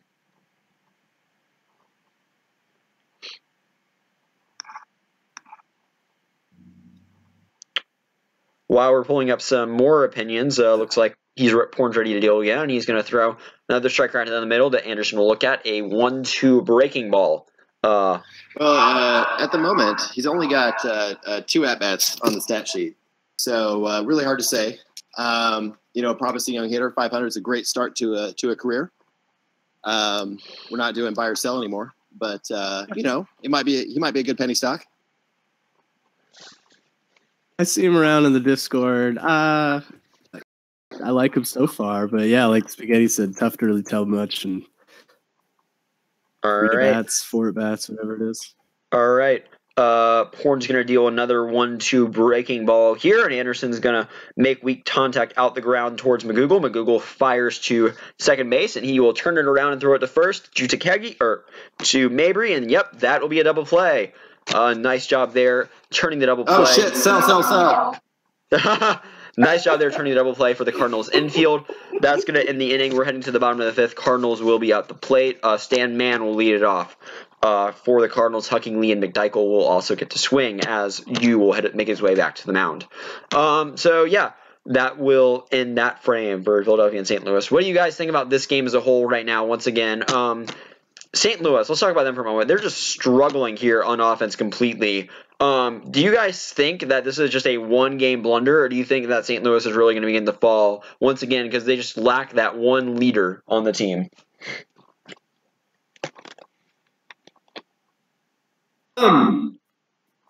I think this is. Go ahead. So if I was to say anything about the Cardinals, I would not say that they lack a leader. They've got some great guys on that team. I know he doesn't have all-star stats, but he does have first on knees. George Ewell. He's as possible. He's as big of a leader as there is for any team in this league. Jefferson Steelflex. Arguably the hunkiest GM. Master Cashier, you're my hunky GM. But I saw a photo of Wilbur like a week ago, and he's pretty hunky. I'll take your opinion on that one, Dan. I love Steelflex. He's a hunky guy. Yeah, Steelflex is, and he has the golden voice.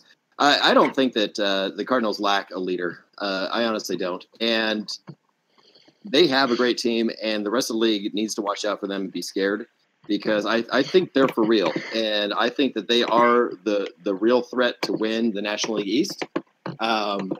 If we, the Brewers, can get some consistent offense going, we either pour it on or we don't show up. I think we can be there too. But the Cardinals, they're monsters. They really are.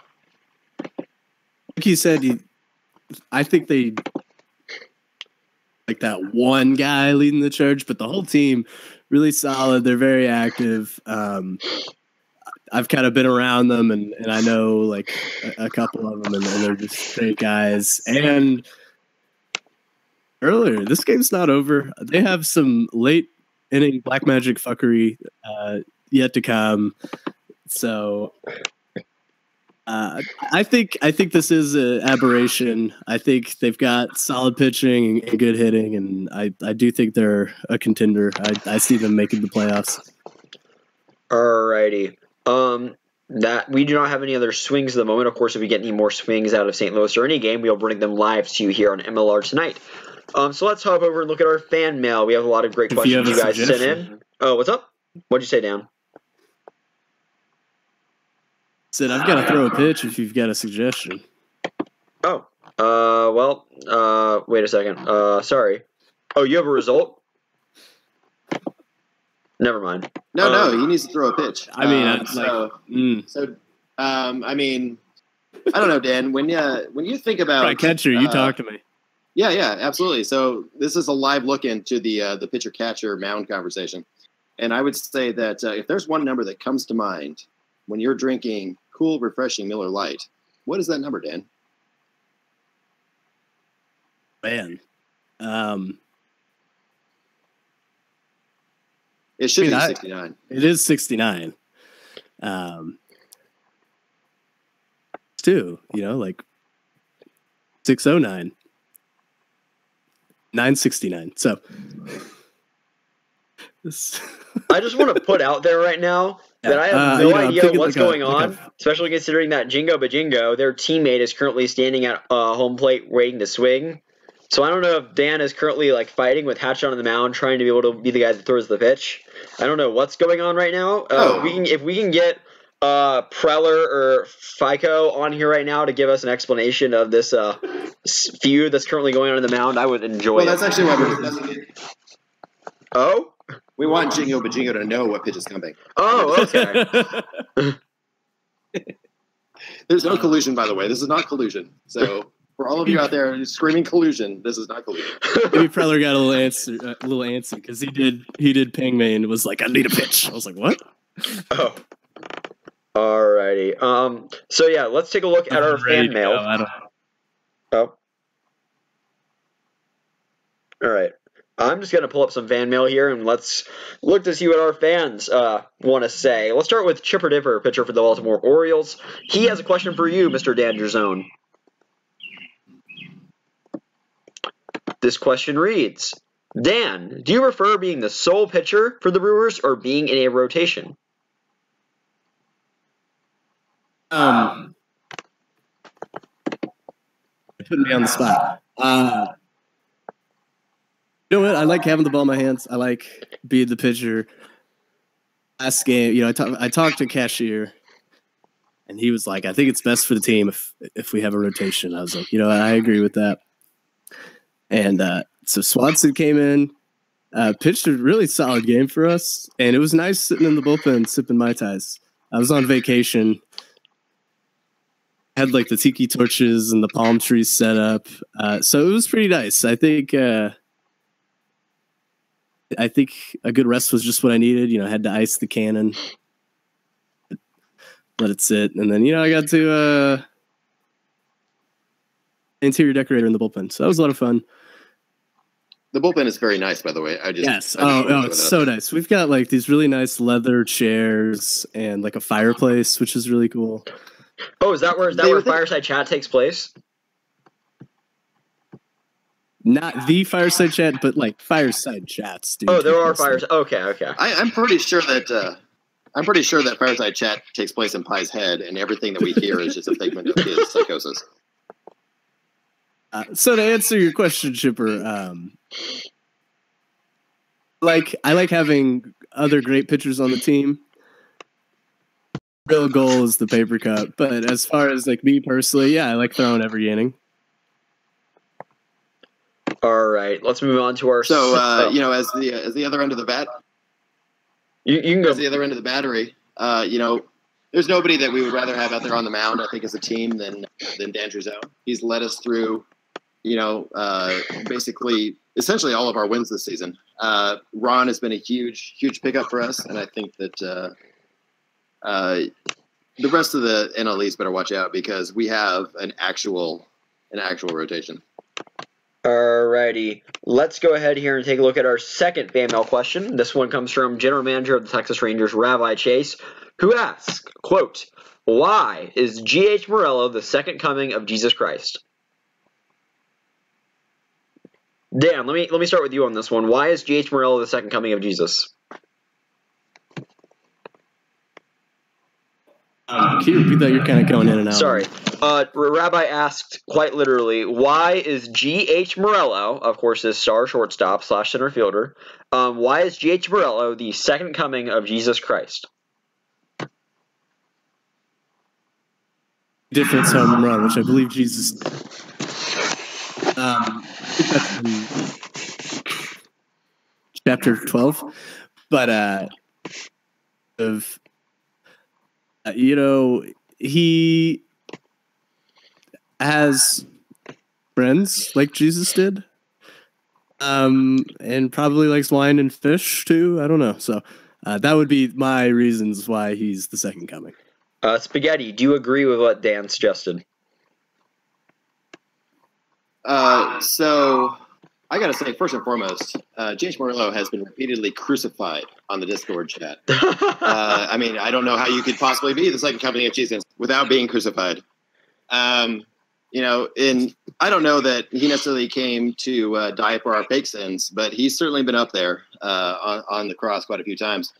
And then secondly, I don't know what he did to Zumboner after that trade, but he Jedi mind-fucked Zumboner to get traded to his favorite MLB team. So if that's not some Jesus-level shit, I don't know what is.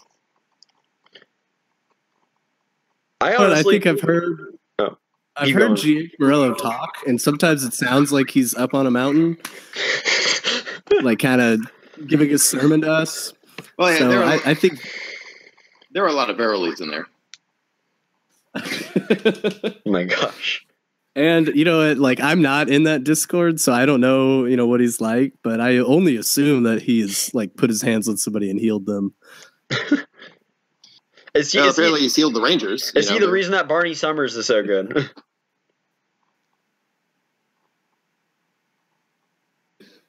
He almost has to be. Explanation. All right. What was that question about Barney Summers? I didn't even catch it. I said, is he the reason that Barney Summers is so good? It can't hurt to have a Jesus team on. And, if Barney's one of the disciples, then, he would have to make the All-Star game. So maybe that's the real test here. Is there a Paul on the Rangers? That's my question. Who's really going to get the word out and, convert the Gentiles? Let me see here. Do we have it? Do we have any, we have two Joes, might so I guess that's more close enough to Joseph. Thomas. If he is the second coming of Jesus, and he's the second coming of Jesus in North America, we should have a whole, our whole fake MLR Mormonism pop up, right? Well, we do have a rabbi asking this question. Yes, one of the Pharisees. I got it. Yes. All right. Okay. Moving right along. Jay Bird has submitted a fan mail question, and this, by far, is the greatest question I have ever seen asked on any MLR podcast I have ever listened to. This one is for both Dan and Spaghetti. Jay asks, do you regret losing Kevin Ariana, given that his raw, sensual appeal would often distract opposing pitchers into performing awfully? Dan, let me get your take on this first, as a pitcher. I'm always going first. I, of course, miss Kevin Ariana. It was when he got traded for me. And then, he's just a brilliant guy. If you ever talk to him, he's kind of goofy, but he's also really smart, which really reminds me of a young myself. So, but I love Jingo. So far, he's been great. And then Logan Anderson, I'm really looking forward to seeing him on the mound. I think he's going to be a really good pitcher for us, and he'll let me sip some more Mai Tais in the bullpen, so that'll be nice. Yeah, losing Kevin was it's like literally like being punched in the stomach. I think it sucked a ton of air out of the Brewers Discord server. Punched in the stomach. As far as if I had a role model for raw sexual appeal, it was Kevin Ariana. And, it's forever Brewer. He's always welcome back to chat in the server anytime he wants. If he wants to come back as a free agent, we will welcome him in open arms, even if that means that I don't get as much playing time. Kevin Ariana is amazing, and hope that his season just takes off down there in Houston. Before we move on, I wanted to say we did have 3 catchers in the lineup, so playing time was kind of so, one of those guys had to move, and Cashew decided, Ariana probably had the highest stock. But that sexual appeal, I mean, all of our catchers are good-looking guys, but, if we had a team calendar, which we do, it would be July, very hot.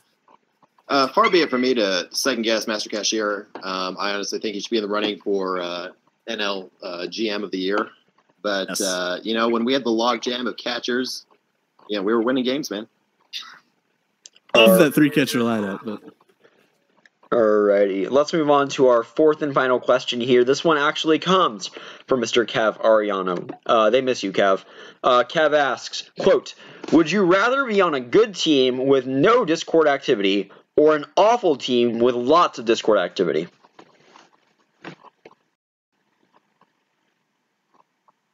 Go ahead, Spaghetti. I've absolutely come to love the MLR community.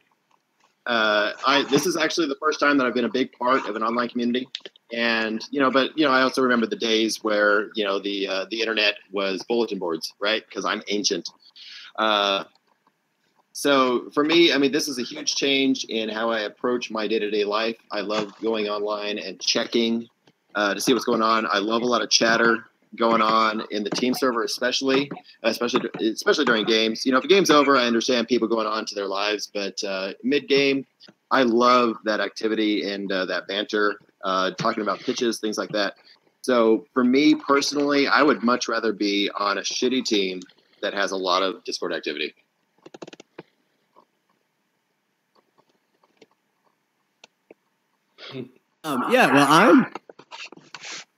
I think I'm the opposite. Sides where you're kind of rocking and rolling on the mound, and then the Dodgers had a pretty solid game against me, and it was just kind of frustrating, getting the at bat results back and just be like, oh yeah, this was a single, this was a sac fly, this was another single, and it's this was a home run. So that was really frustrating and probably shaved longer than I care to admit off my life. I would rather play for a good team that has pretty inactive Discord, because I feel like on the main, I've made a lot of friends on different teams on the main. And so I feel like I'm never just out there by myself. I'm not. Team's pretty quiet. Main chat's always going. So I'd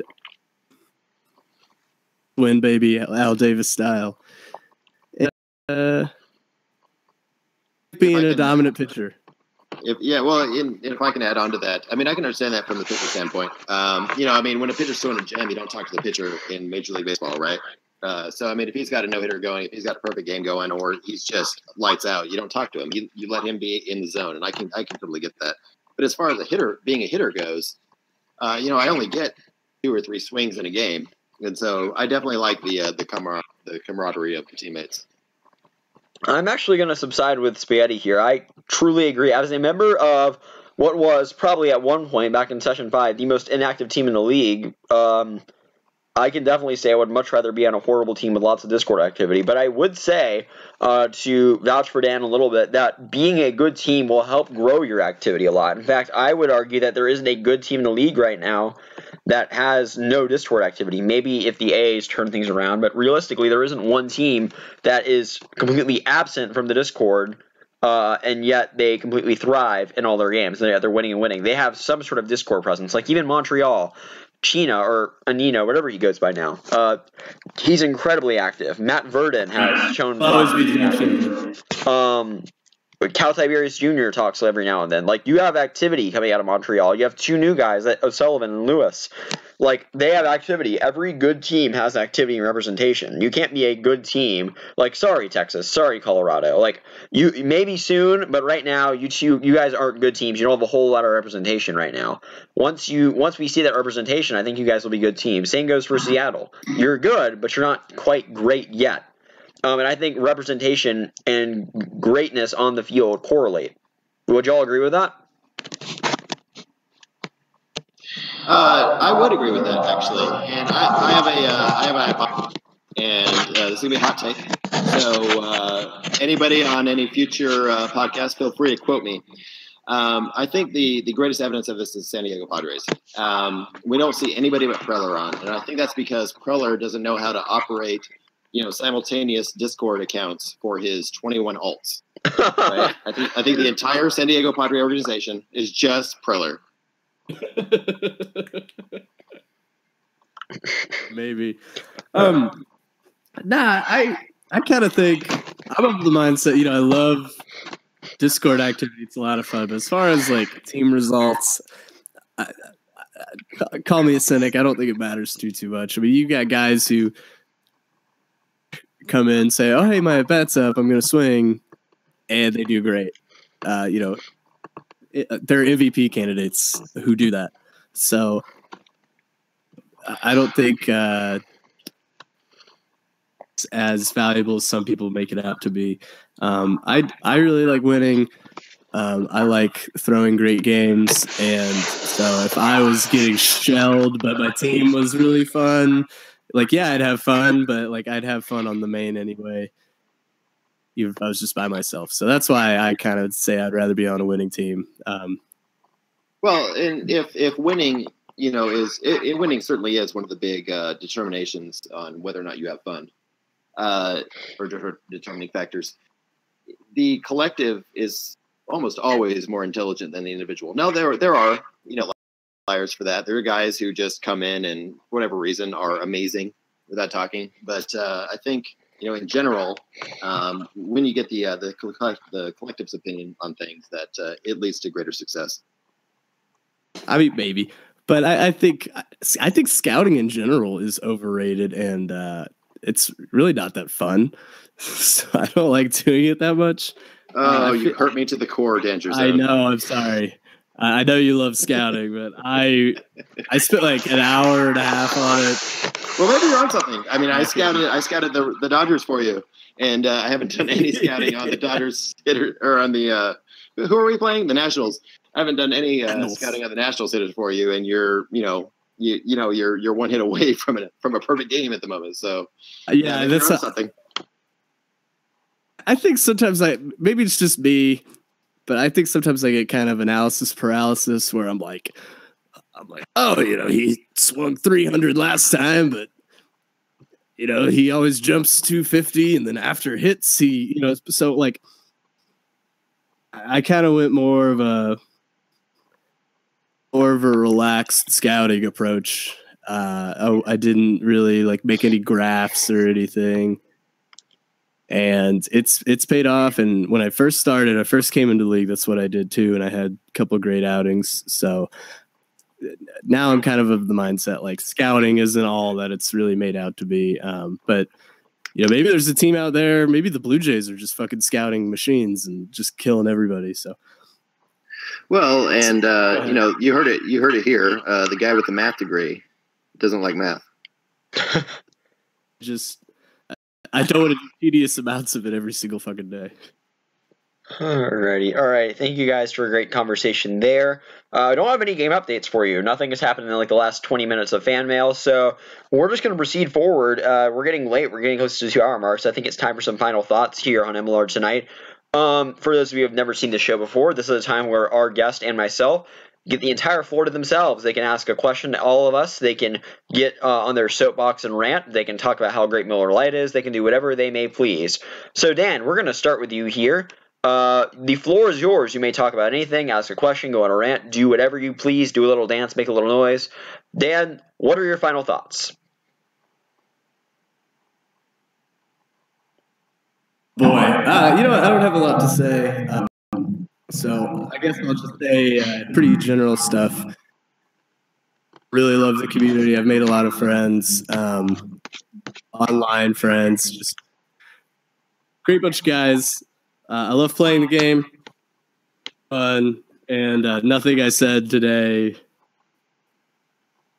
please don't give it any thought, because I was just kind of pulling everything out of my ass. So, be mad if I dissed your team. I diss every team. I like talking trash. I like talking smack. And then I just want to say Miller Lite, it's just a great beer. Not a lot of calories. Just a nice weedy Pilsner taste. And it's just great for every occasion. I have to like it, but I think it's more fun if you do. All right, Mr. Spaghetti Hitchens. Now your turn. Please, you can do whatever you'd like. Now, what are your final thoughts, Spaghetti? Well, if I can do whatever I like, then I'm getting naked. It's hot in Texas. It really is. So I have an idea that I think that I would like the Players Association and the Office of the Commissioner to think about. I have something that I think would benefit the game in terms of bringing it towards kind of a sense of realism. I know there's been a lot of talk about a lack of defense in games, or in just how the game is played. And I think that we should add an error element to each of the out ranges, with the exception of the pop out. And so essentially the way that would work, something like this, or I can leave it to people who are smarter than myself. Basically, you take three numbers, like from a fly out, from the fly out range, whatever that is, the last three numbers. And, if it hits one of the numbers, the left fielder gets an error, or center fielder would get an error, or right fielder would get an error. You have two potential for a strikeout. So a runner could reach on a pass ball or on a wild pitch. Two for a right ground out. Obviously, first baseman make an error. Second baseman makes an error. Two for left ground out. Third baseman and shortstop, respectively. The reason why I left out the pop out is because it's such a small range in general. It would really inflate the error ratio. But otherwise, I think if you look at it, fielding percentages would pretty much fall in line with Major League Baseball. I love MLR, and I hope every team beats the Cardinals. Alrighty, thank you, Mr. Spaghetti. Now I will take my turn for my final thoughts. And I have received many a personal message this week saying, hey, when you get on MLR Tonight, will you talk about this? And I have been reluctant, since this has absolutely nothing to do with the MLR. It does have to do with fake sports. But you know what? Chipper, Jay, and whoever else is one of this, it's time for this to come to terms. So, I will now be giving a demonstration on answering the question, what on earth is fake racing? So, fake racing is a fake sport that is currently being run by myself, Preller, and Sardenka, and it is essentially the inverse of a typical fake sport. So, for two reasons. One, it is not ever two people matching up against each other. They're not two people just trying to get close to each other or further away. Everybody at once, whenever a checkpoint occurs, will submit one number at once. What then happens is all the numbers are lined up in order from top to bottom. So, say Spaghetti submits number 1,946, and Dan Gerzone submits a 2, and I submit a 700. So, Spaghetti would be on top, and then I would submit my number second in the order, and then Dan would be third. Then what happens is the numbers are compared for difference. And now, the one thing here is that difference, two things, okay. Difference is calculated between you and the number above you. So whatever the difference between me and Spaghetti is my difference. Whatever the difference between Dan and me would be Dan's difference. And whatever number is on top, their number is compared to the number on bottom. So Spaghetti's number in this case would be compared to Dan's. That's how the loop works. In fake racing, you are looking to get the greatest difference possible, not the smallest difference. You do not want a 0 difference. That's the worst thing possible. Instead, you want your 500 difference or your 400 difference. That's what you're going for. Depending on how high your difference, you can earn boosts that push your position forward in the race. And after a certain amount of checkpoints, the race will end, and whoever is on top will win the race and earn points towards the final standings. However, if you earn a 0 difference at any point throughout the race, you will crash, and your race will be over.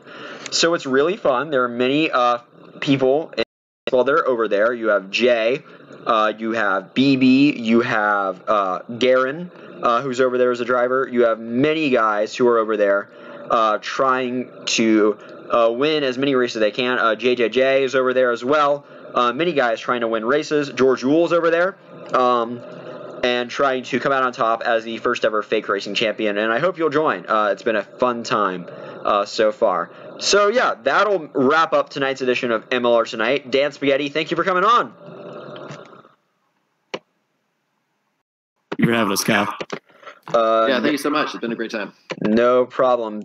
I do want to make one announcement really fast for the future MLR Tonight. We actually, breaking news here, we have officially are ready to announce that we will be adding, I know this week we only did one weekend show. Most weekends we will do a Friday and Saturday night, pending my schedule. We will be adding a weeknight show beginning this week. We don't have a date set yet. We will be adding a weeknight show sometime this week. And this will be every week, one night a week. And that will be hosted by Kev Ariana and Jay Bird. They will co-host the show with 2 guests rotating in every week. And we will have a 1 weeknight live edition, 2 hours, on the MLR Tonight YouTube channel. Jay and Kev will host with 2 guests coming in every week. And it looks to be a really, really fun time for the Gerzone of MLR Tonight. What do you guys think about that? Jay and Kev hosting. I think it's fantastic. Go ahead, Dan. Kevin, I love him so much, and I think Jay is just a great host in general, so it should be a great time. Yeah, exactly. I mean, Kevin Ariana is an amazing personality, and I love MLR Top 10. I think that podcast is just going to keep getting better. Jay is just phenomenal on Make a Case. I think that's great, and I think it makes a lot of sense to have the weeknight show on a weeknight. So, good job. All right. So that will wrap it up for tonight's edition of MLR Tonight.